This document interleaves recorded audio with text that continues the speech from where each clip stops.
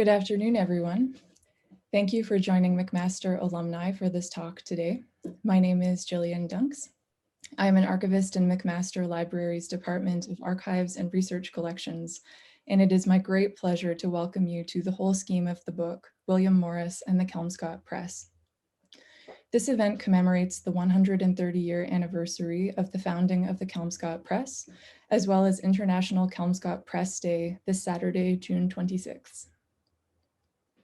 Before we begin, I would like to acknowledge that McMaster University is located on the traditional territories of the Mississauga and Haudenosaunee nations, and within the lands protected by the Dish with One Spoon Wampum Agreement. The Dish with One Spoon is an agreement between the Haudenosaunee, Ojibwe, and allied nations to peaceably care for and share the resources around the Great Lakes. Hamilton is also covered by the Between the Lakes Treaty No. 3 of 1792, a treaty between the Anishinaabe-Moan-speaking Mississauga people and the Crown. This treaty was part of the Upper Canada Land Surrenders, a series of agreements which paved the way for widespread settlement of this region in support of the Canadian colonial project. The process by which the Upper Canada Land Surrenders and related treaties were negotiated and implemented was not neutral. This involved violence and theft and displacement of Indigenous peoples from the full breadth of lands that have been theirs since time immemorial. Acknowledging land is a practice which should not be formulaic. One must consider why they do so and what their place is in so doing. As a settler and someone who has benefited from colonialism, it is imperative that I personally learn more about the history of the region in which I live, in the spirit of honoring the Indigenous peoples whose land this is and working towards a more just future. I encourage those of you joining us today to look at the online map my colleague Bridget Whittle will post in the chat. This map will help you identify whose traditional territories you are on. Please feel free to post whose land you are on in the chat. So today you are joining us for a partnership event between McMaster alumni and the Department of Archives and Research Collections. This event is also part of the Archives Alive series, which introduces members of the public to the unique holdings of our department. From rare books created before 1800 to contemporary writers' archives, there are a wealth of resources which will delight and inform. My reminder for you today is to please submit any questions you have using the Q&A button on your screen. My colleague Bridget will be monitoring the chat. And now it is my very great pleasure to introduce you to today's speaker, Myron Groover.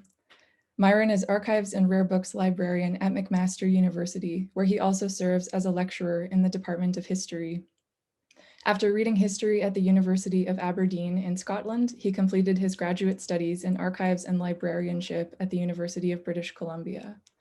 His work currently focuses on collection development, advocacy, outreach, and teaching in archives and book history. On a more personal note, I can attest to the fact that you are in for a treat today. Myron is a passionate and generous instructor with a gift for reminding us of how what he calls dank texts have relevance to the present moment. Myron, it is a pleasure to welcome you today. Thank you, and miigwech, Jillian, for that very kind introduction and very thoughtful and moving land acknowledgement. It's much appreciated. I'm going to start by sort of talking about what we will cover today before I move into the presentation itself. And I'll start by saying that often when I give a talk like this, I tend to spend rather a long time examining the historical context and biography that's associated with a particular book or a set of books. And I tend to only use examples from our collections when I'm trying to illustrate a point or to make an obscure joke sometimes. Today, I'm going to propose that we approach our subject matter slightly differently. So rather than a lengthy exposition on Morris and the Kelmscott Press, to which discourse I could make only the most meager of contributions, we will, I hope, be content instead with a brief, tantalizing overview of Morris's life, the story of the Kelmscott Press told in broad strokes, the distinguishing features of its artifice and output, and thus having dipped the merest toe into the boundless waters of Morris scholarship. I mean, our library alone holds several dozen monograph-length works on Morris. We can perhaps return thence safely to dry land by spending a little more time with the books themselves. And there's a reason I want to do this. Appropriately enough, given our subject matter, the impetus for doing so is at least as much aesthetic as it is philosophical. Because when I went into the library to take photographs for this talk, I was very aware of the stillness of the building around me and my own sense of slightly subversive delight at the liberty of handling and looking through each volume. So as I was breathing in the cool air and enjoying the kind of inimitable scent of old paper and new ideas, it occurred to me that I might try to bring you all along with me to share the experience by exploring together some of the intriguing features and curiosities that leapt out at me as I slowly paged through each volume. When we move to the portion of the talk where we consider the books themselves, I'm going to start with two items that we've actually acquired during the pandemic, so brand new Kelmscott editions. We'll move on to consider some of the lesser known Kelmscott works that have been part of our collection for some time. And we'll finish by talking about the Kelmscott Chaucer, which is the most iconic and recognizable work of the press. And lastly, by a very small, almost pamphlet length work on Gothic architecture, which may seem a curious last choice. But of all of our holdings, I think it reveals the most about Morris as a person and thinker. So it seems like a good place to end. So I will go ahead and share my screen at this point so you can all see my slides. And I must apologize because the image conversion for these slides had a little trouble with transparency. So I've inadvertently truncated the lower half of Morris's face. I promise it's not only because I'm competing with him for beard attention span. That was a software error. So perhaps we can start with talking a little bit about Morris and his times. So a very zoomed out view of Morris's life. He was born on the 24th of March, 1834 in Walthamstow in the county of Essex, just outside London. He is best known for a really wide range of activities. During his lifetime, perhaps best known as a poet and an author. Later in life, becoming more known for his design work, but not really until after he died was he primarily appreciated for design rather than writing. He's known for being intimately associated with both the pre-Raphaelite movement and the arts and crafts movement. He's occasionally referred to as a founder or a key figure of both of those movements. He was also heavily involved in philosophy and political activism in the United Kingdom. He was affiliated with any number of corporate endeavors and companies of people, including his own design firm, a foundation that he established to try to prevent the destruction of old buildings in Britain. He was famously a member of the Social Democratic Federation before he led in a classic time-honored Marxist tradition, he led a revolt and a schism in the last years of his life and started a new organization, the Socialist League. And most germane to our purposes today, he is associated with the Kelmscott Press, this kind of amazing, incredible, beguiling, anachronistic hand press that he established in the late 19th century in a very self-conscious attempt to try and hark back and produce medieval books in what was then the modern day. He was a contemporary of Rossetti, of Charles Faulkner, of the famous illustrator Edward Burne-Jones, of Philip Webb, Eleanor Marx herself. So he was at the kind of epicenter of a whole galaxy of luminaries of political and aesthetic thought in the United Kingdom in the late 19th century. He passed away in 1896 on October 3rd, very, very shortly after completing his work on the Kelmscott Chaucer. And his legacy, I'm going to sum up with the trite word that it's ongoing, because we're going to explore a little bit of that through this talk today. And I'm getting an annoying phone call, so I'll just go ahead and mute that. I apologize. We're going to start, I think, by talking about the Kelmscott project itself, because that's what the main focus of this talk is going to be. So we'll draw in examples from elsewhere in Morris's life, but what we're really talking about here is the press and the output of the press. And I thought we could start with a quote from Morris's himself, where he kind of decries the modern state of book production. He's sort of laying out his scheme and his idea for the Kelmscott Press. And he says, in fact, a book printed or written has a tendency to be a beautiful object, and that we of this age should generally produce ugly books shows, I fear, something like malice prepense, a determination to put our eyes in our pockets wherever we can. So let's take a few minutes and explore some of the contexts within which the Kelmscott project emerged, some of the strands and strains of thought which were influencing Morris and this attempt to start this kind of anachronistic and very expensive printing venture. I'm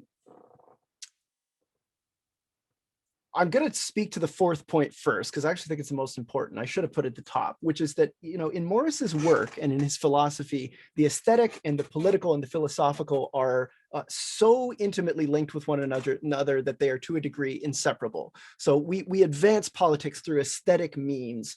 We advance aesthetics through political means. There's a kind of interpenetration and mutual information of these different, or what we might think of as distinct elements of political culture, the built environment, aesthetics, art, etc. To Morris in his circle, these things were all really related to each other. He conceived of his work and his politics as a rebellion against wastefulness, cheapness, ugliness, mass production, what he perceived as a devaluation of the output of human labor, which was tied to mechanization of human labor. He wanted to reestablish kind of human-centered and human-informed processes and ways of being, both ways of being in the world and ways of manufacturing and making the goods that we use and consume. In all of this, he wanted to emphasize the importance of human labor, which generates all wealth, all enjoyment, all education and betterment for people. And he frequently settled on the book as a kind of a locus for this confluence of ideas, because the book could be a vessel of entertainment, it could be a vessel of erudition, and very importantly, books are vessels of shared meaning making. They're a way that we can tell ourselves stories about who we are, and Morris was very interested in that and very consciously participating in that process of shared meaning making through literature. He was also heavily influenced by I would say an emergent medievalism, except that he was one of the key figures contributing to this kind of emergent medievalism. So there was a kind of a ye olde England throwback to medieval, or what were then perceived to be medieval, aesthetics, politics, ways of thinking about language, culture, history, and whatnot. This was heavily influenced by Romanticism. Much could be said about the historical fidelity of this kind of late Victorian British socialist pastiche of the medieval era, not all of it positive, but this was, you know, primarily motivated by Romanticism. And it folded in a kind of project of national revisionism. I shied away from using the word nativism here, but it was actually the first thing I thought of, because Morris's project is really to create a distinctly English aesthetic and a distinctly English socialism. And in doing so, he and this movement kind of end up leaning on almost a romanticized pastiche of a free, labor-oriented Saxon pre-Norman England, which was both struggling and thriving and maintaining its folkways under the yoke of foreign domination, and also unwarranted sophistication and even sophistry. So there's a kind of a medieval flavor to all of his work as well. The previous 2 points also speak to anachronism. Anachronism was really the foundational principle of the press. And when I say anachronism here, I mean that this effort was self-consciously reproducing technologies, processes, and features of book art that were derived from much earlier eras of printing. That is to say, these weren't things you needed to do anymore. They were things that you chose to do, like binding books in hide or skin, the supremely anachronistic feature of including, you see here a picture of a clasp. This is a clasp on a paper volume. The purpose of clasps in the early modern period was to hold vellum books shut, because vellum absorbs and loses moisture from the atmosphere so dramatically that the shape of a book will warp if it's not physically held closed. Paper doesn't share those properties. There's no actual reason to do this with a paper book, except that it looks ye old and people associate it with expensive books. Brought back features like colophons, which is a kind of truncated, abbreviated title page-like device identifying the printer or publisher of a work that goes at the end in contrast to the beginning. His own works and his translations into English were frequently written a kind of anachronistic or archaistic pastiche of English. And in some of these cases, there's a consideration here of whether the features of these books were being driven by technical necessity. In some cases they are. If you make a book using hand press equipment, there are some features your book will necessarily have as a virtue of being produced in that environment, versus ones that were really created out of sheer aesthetic preference, such as this clasp here. This was just something that looked medievally, so it was added. And there's a sort of an ongoing debate on whether this kind of revivalist and interpretive movement was ultimately a work of pastiche or of genius. I think it sits somewhere in between, personally, but that's neither here nor there. There's also very strong evidence on manual labor and handicraft, particularly as performed by skilled artisans. So this was an attempt to revive or restore the primacy of some traditional book art skills, like manual typography, the physical artisanal cutting of punches to form letter forms and matrices, manual typesetting and justification of text with a view to the maximum beauty of the elements of a printed page, manual engraving and things of this nature.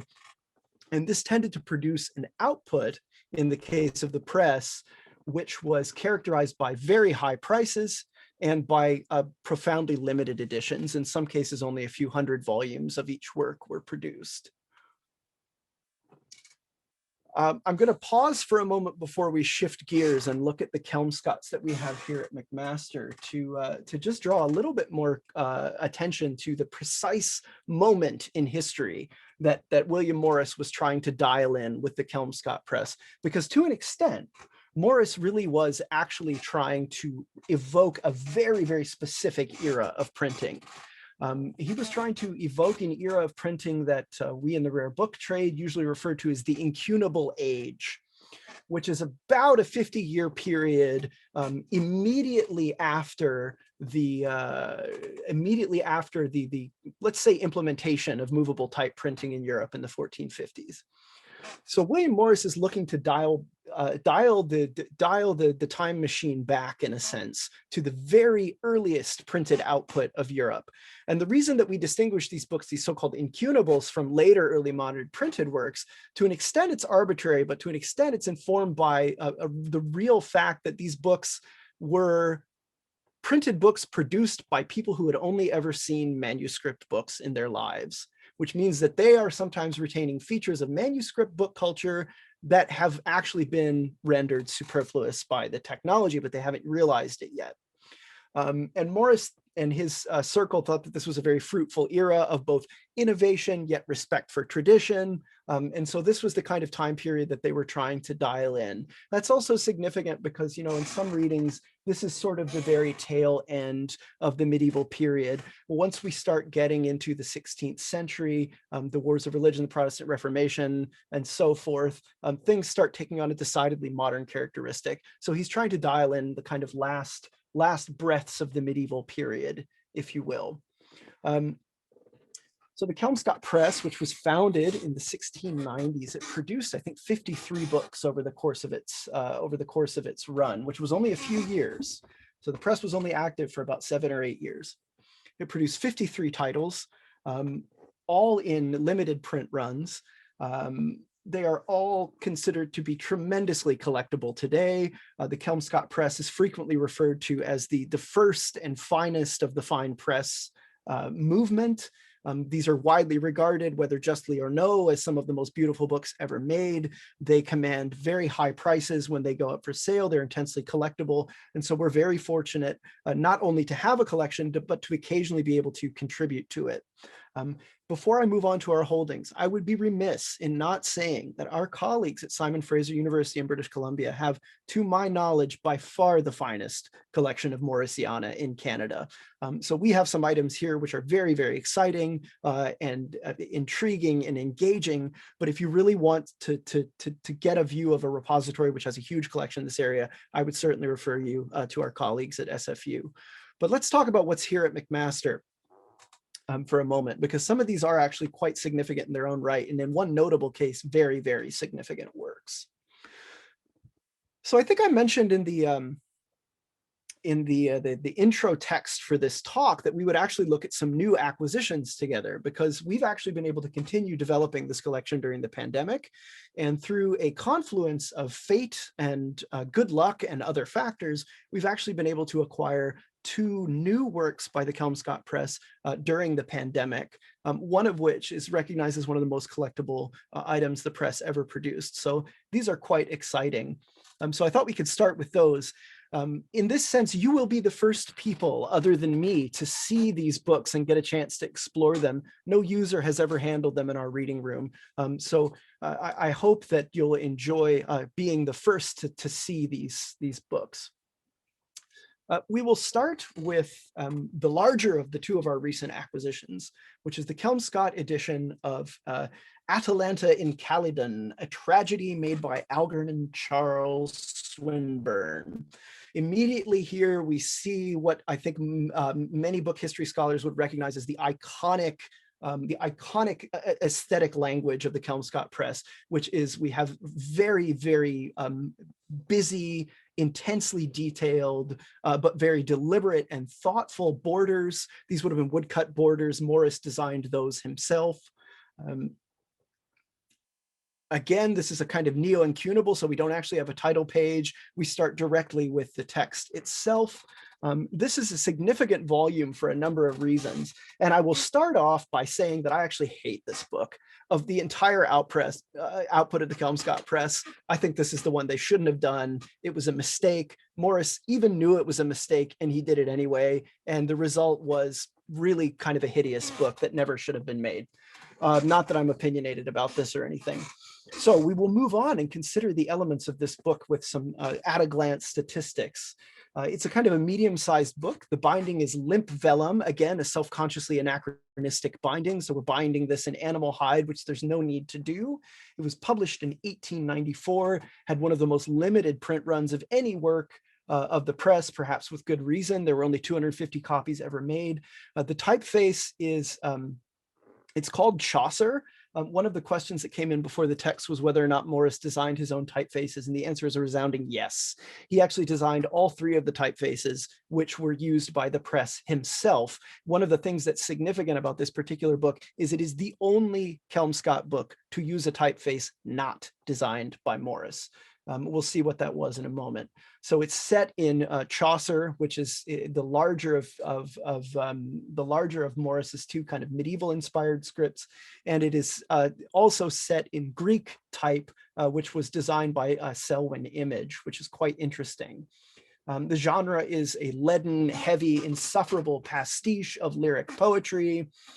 It's illegible, unreadable, and should be consigned to the dust heap of history, along with its author, the talentless Algernon Charles Swinburne, who even at the time people thought was a bit much. And I said William Morris had certain misgivings about printing this book. So I'm going to take a moment before we look at the images to read from a letter in which Morris criticizes Swinburne's output.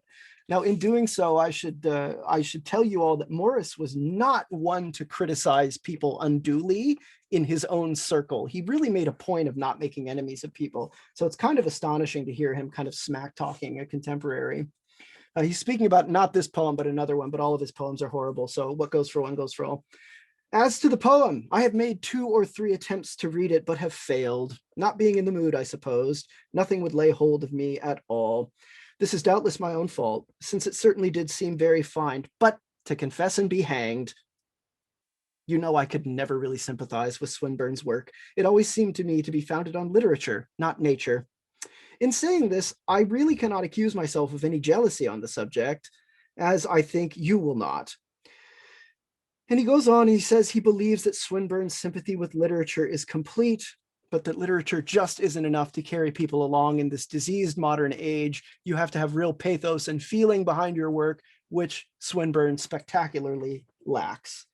And he goes on and he kind of does this self-deprecating thing where he walks it back and says, you know, I might be wrong. I only state an opinion. I don't defend it any more than I do my own poetry. So he's trying to be a little magnanimous, but he was right. The book is terrible, and this guy's poetry is terrible too. So here are some of the design features of this book, which are significant. On the left, we see a dramatis personae and an example of just, this is the single most monstrous typesetting jumble in the entire output of this press. We have three typefaces used all next to each other, one being Chaucer, which is Morris's medieval pastiche type, one being this kind of strange, almost copperplate Gothic looking Greek type, and then bizarrely his so-called golden type, which was his attempt at reproducing a kind of Jensen-derived humanist minuscule. So he's got all three in one place. None of them look good together. They don't speak well to each other. It's kind of awful all around. The rest of the books I like more. I wanted to get this one out of the way.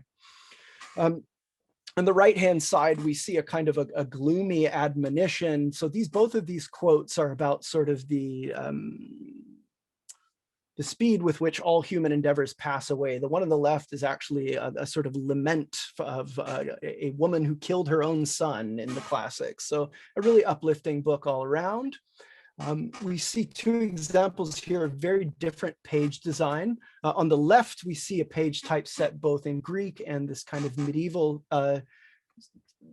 typeface. On the right, we see one that's just in Chaucer. We can see that it looks a lot better. But right away, you can notice here a distinctive feature of Morris's approach to typesetting, and that was that he really didn't like lateral space between letters. He described excessive lateral space between letters as like unsightly rivers flowing through a text and breaking it apart and making it illegible. And so to the modern eye, his compositions often look quite crowded, including to mine. But at the time, this was a feature, not a bug. He wanted a tight, very disciplined setting, and that's on display here. Here are some examples of the ornament from the text. So in all cases where you're looking at ornamental elements here, these would have been designed by Morris. Very occasionally, Edward Burne-Jones would assist him with these, but the overwhelming majority of the kind of printer's devices, illuminated capitals, and borders would have been manually produced by Morris himself. And here we see an example of a colophon, which is a kind of end of the book summation of its contents and its publication information. Again, a very anachronistic feature of books. By and large, we don't see this except as a self-conscious anachronism after, let's say, the early 17th century at the very, very latest. And really by the early 16th century, this is already on the way out. Now we can move on and talk about a book that I don't hate quite so much, which is this interesting acquisition, which is the and I've put my slides out of order. I was going to do Shakespeare next, but we'll get there.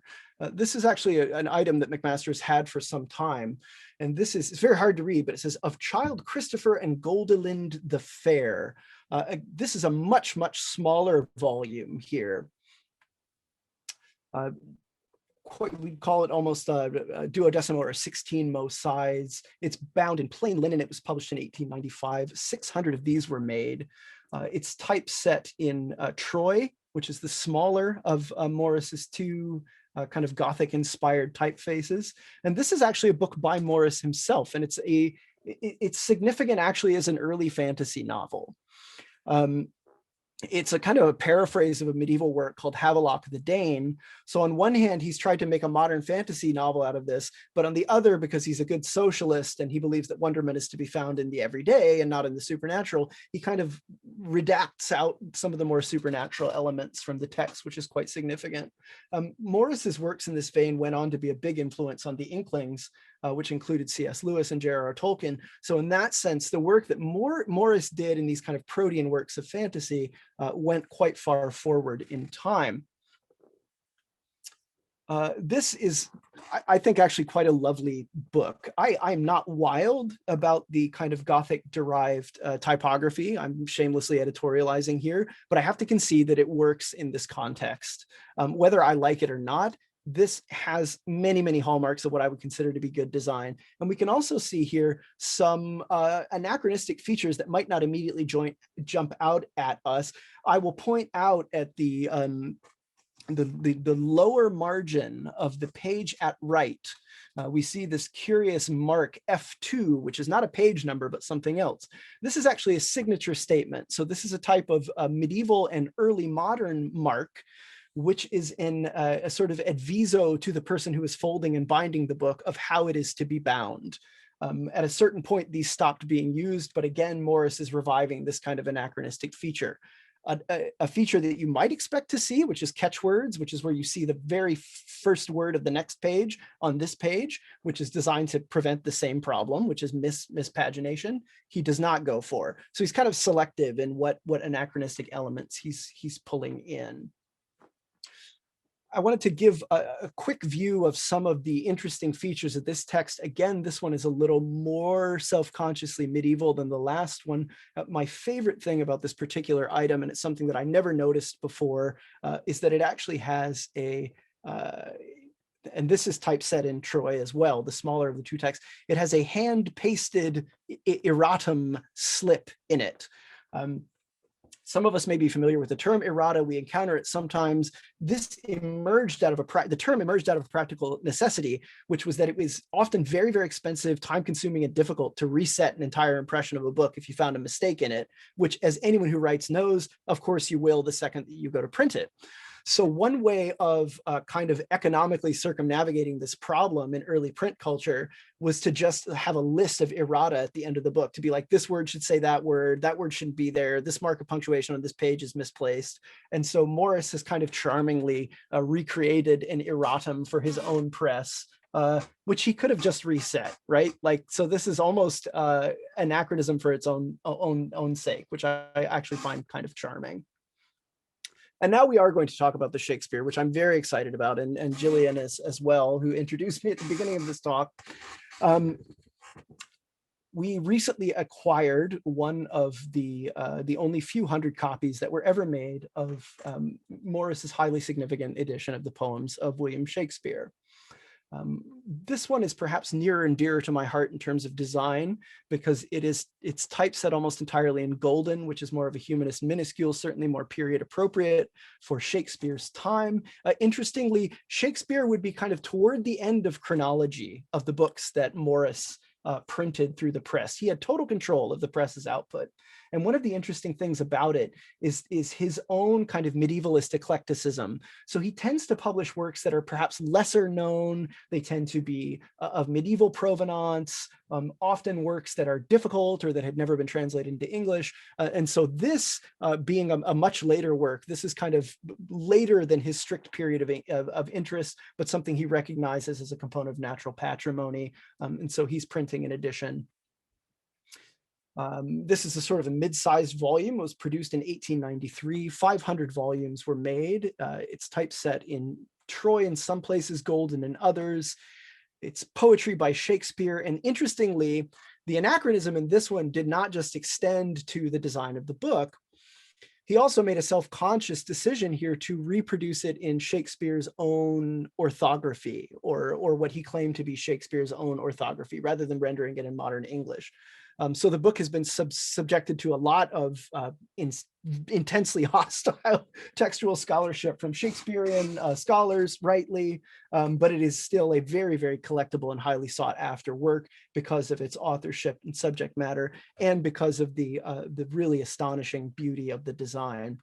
I wanted to draw your attention here to the foreword, which is where Morris is kind of self-consciously saying, this is why I want to reproduce this book in its original language. And then these two items jumped out at me, which I wanted to share with you, because I don't know if any of you are, but I'm a tremendous fan of Hilary Mantel, Cards on the Table. I'm also a fan of Thomas Cromwell as a historian. And those of you who have read Mantel's books may recognize a character in the books who's humorously called Call Me Risley, because he has this long and unspellable last name. The dedication at left is actually, it is a faithful reproduction of Shakespeare's own dedication of this work, a work that was originally dedicated to Call Me Risley's grandson. And so when he's writing to Henry Risley, Earl of Southampton and Baron of Titchfield, the first Earl Southampton was his grandfather, who was ennobled by Henry VIII. He kind of ended up on the up when Thomas Cromwell was on the down, and Risley was one of the few that managed to stay in the king's favor long enough to stay alive and produce heirs. So that was no mean feat in itself. I will not attempt to decode the dedication at right. Much ink hath been spilled over the meaning and intent of this dedication, whether it's a cipher or some sort of cryptogram. It's kind of like a Voynich manuscript of early modern print culture. No one has satisfactorily answered what this dedication from Shakespeare is about, but Morris reproduced it quite faithfully, which is rather charming. Here we see some examples of the design. And again, this sort of charming colophon. This one, I don't know, it almost looks like,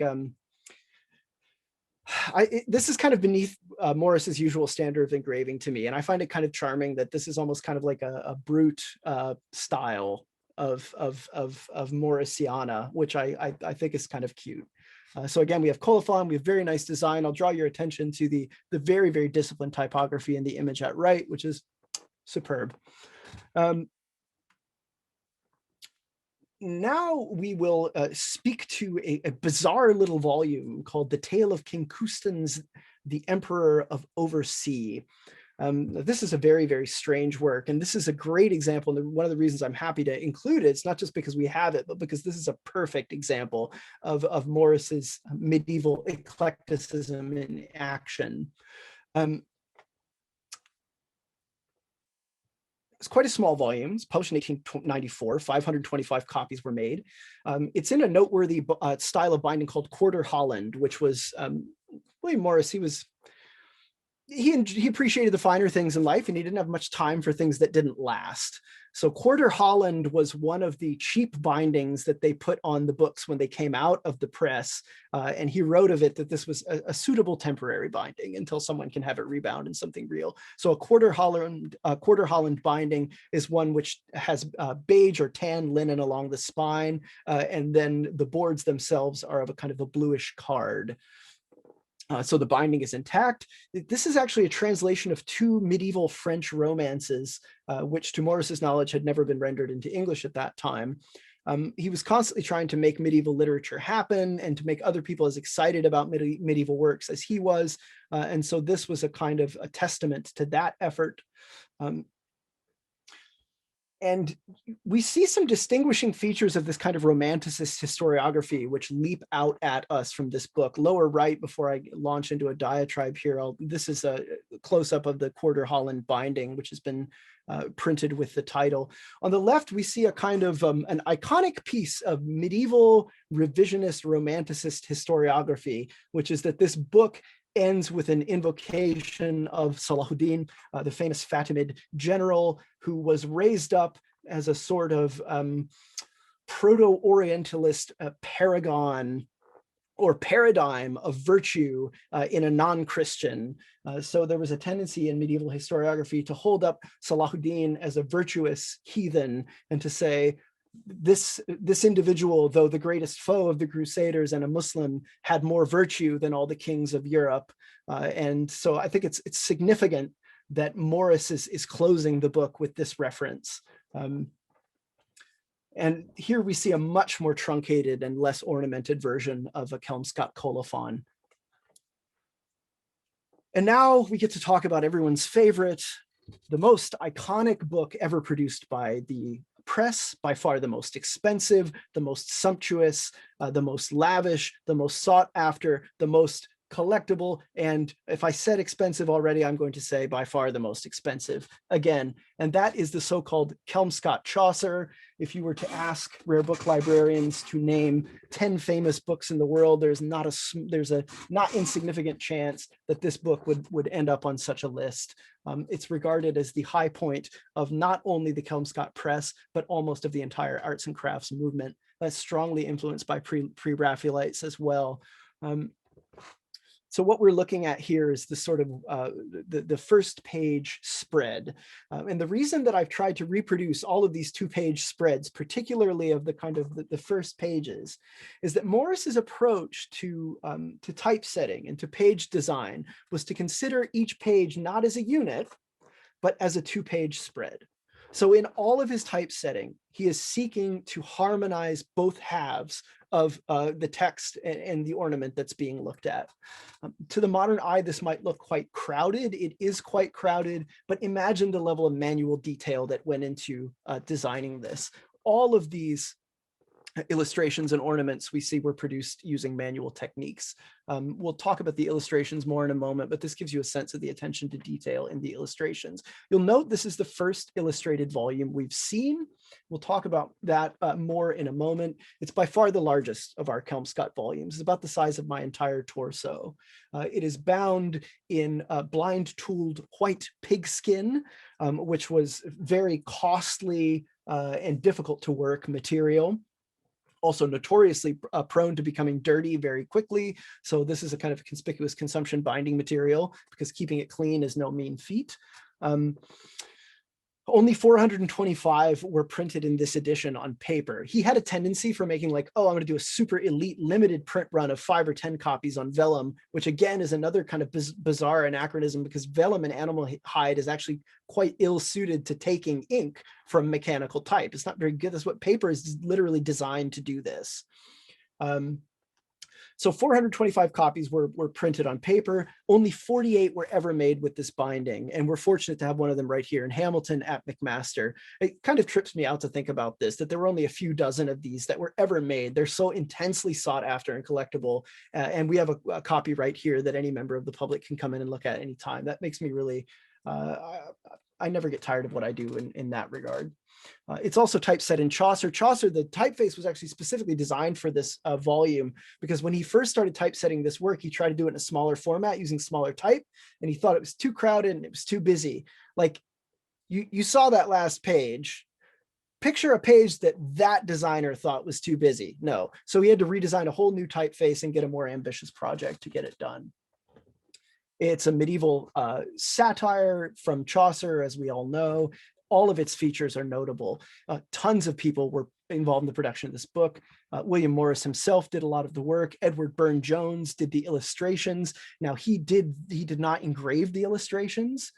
So Edward Burne-Jones did the illustrations.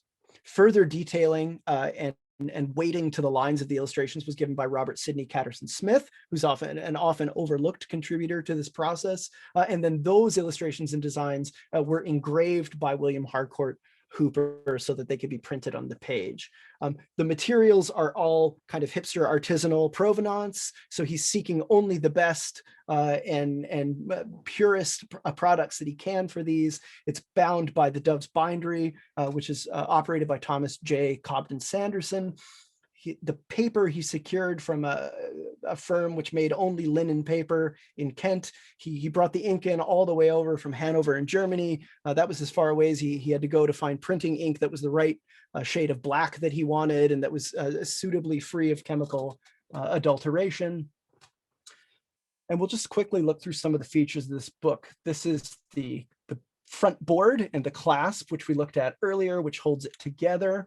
I wanted to give a little bit of a close-up of some of the blind tooling on the vellum binding. Blind tooling is a process of heating hand-designed brass stamps and impressing them forcibly, but with great control into the surface of a binding. Pigskin famously takes blind tooling particularly well. That's one of the reasons it was selected for this binding. This binding is very significant because Morris actually designed it himself. He didn't design many bindings. This was one of only 2 or 3 that he ever did. He invited the binder to design it, and the binder was like, no, this is too pastiche for me. I tell you what, you design it and I will make it. So Morris actually designed this himself. These are extreme close-ups. I want to give you an idea of what these tools look like. So you're looking at hand craftsmen who are working with implements like this, heating them up, and then very painstakingly and methodically impressing them into the binding.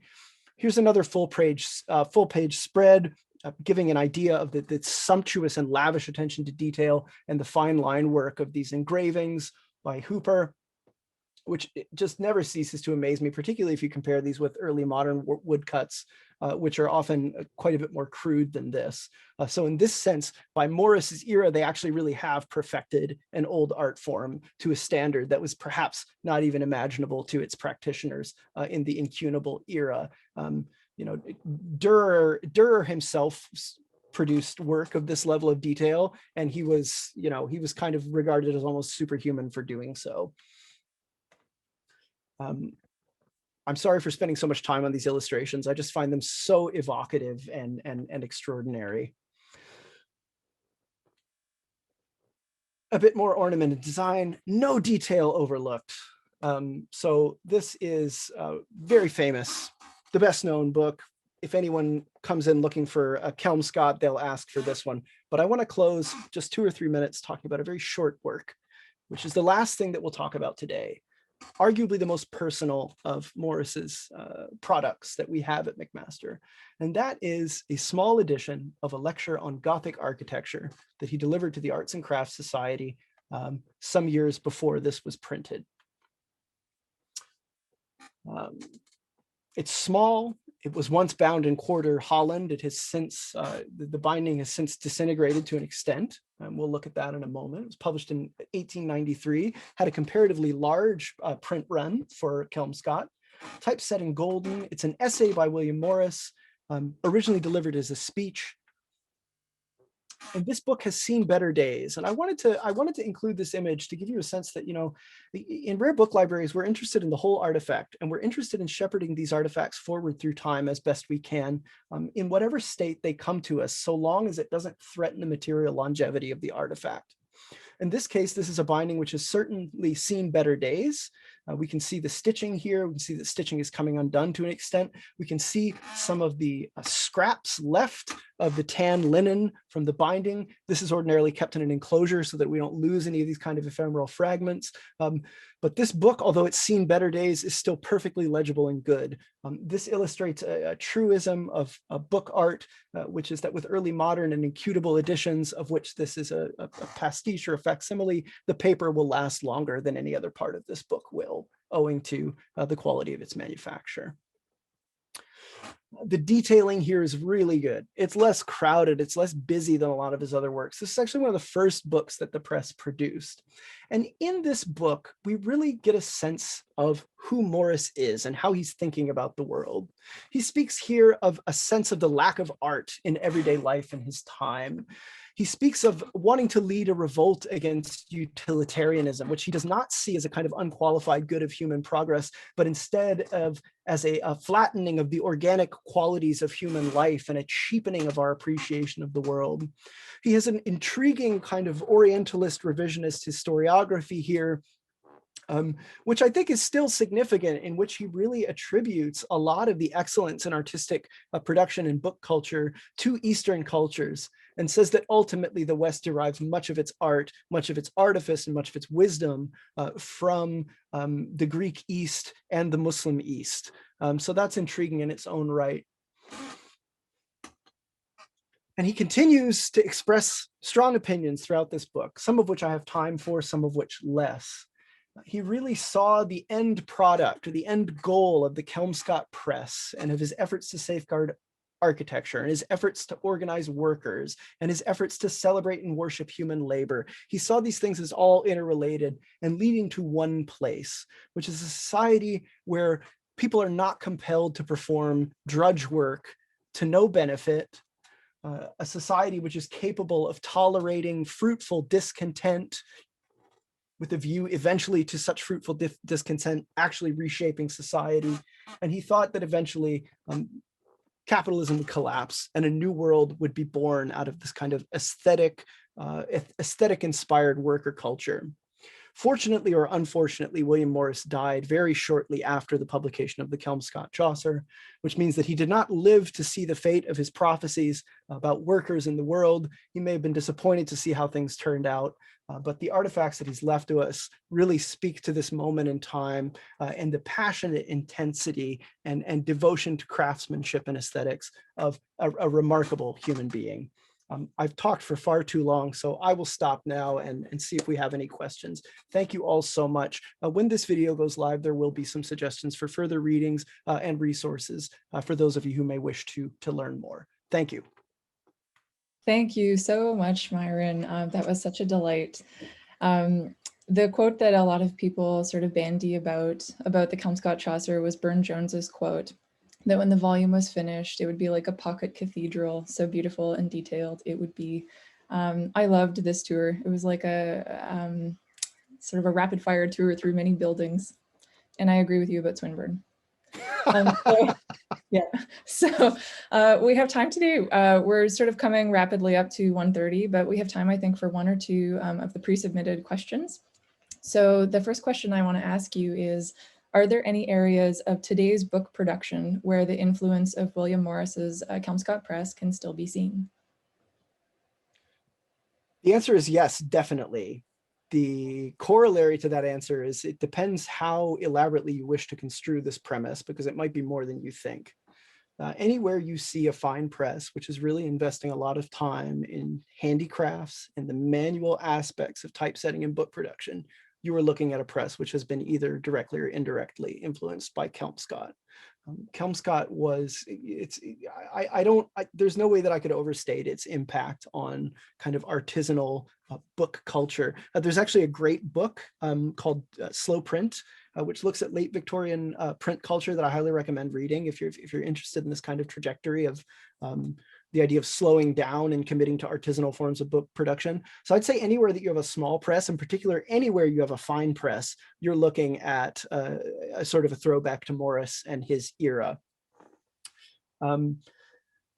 If you want to construe this more broadly, I think the very existence of small presses, not just in their commitment to manual labor, but in a commitment to the book not as an item of mass consumption at all, I think Morris really has a lot to do with that idea as well. And so I think that kind of philosophical impulse has moved forward. You know, I think a lot of people who are producing small editions, chapbooks, zines, things of that nature today might not think back and think, oh yeah, you know, Morris is an influence of mine.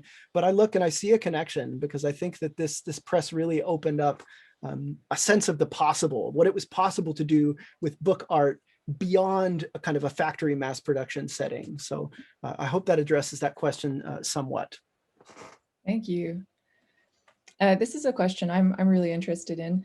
Did Morris address the possible tension between the expensive price of his Kelmscott books and his socialist politics?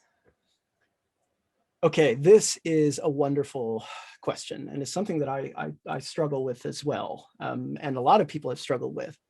Now, I'm going to say that I am not a Morris specialist, so I do not have an encyclopedic knowledge of his entire output. That being said, I am not aware that he personally addressed this through his correspondence. I did try to see if he had written any letters about this issue, and I wasn't able to identify any readily. But the fact that he didn't talk about it doesn't mean that he wasn't thinking about it. And there has been some derivative scholarship and some quite recent scholarship that has thought about this question through sort of a new lens. On one hand, there are some features of the manufacturing pricing regime of the Kelmscott books that really do kind of like strike a sour note with anybody who's taking kind of a labor or working class lens on history. First of all, they're super expensive. These books are like way outside of the purchasing power of an average factory worker in Victorian England at the time. So if art is really the purview of the everyman, you know, why are you spending so much money to produce these hipster artisanal works, which then cost even more money, far more than an ordinary person could afford to buy?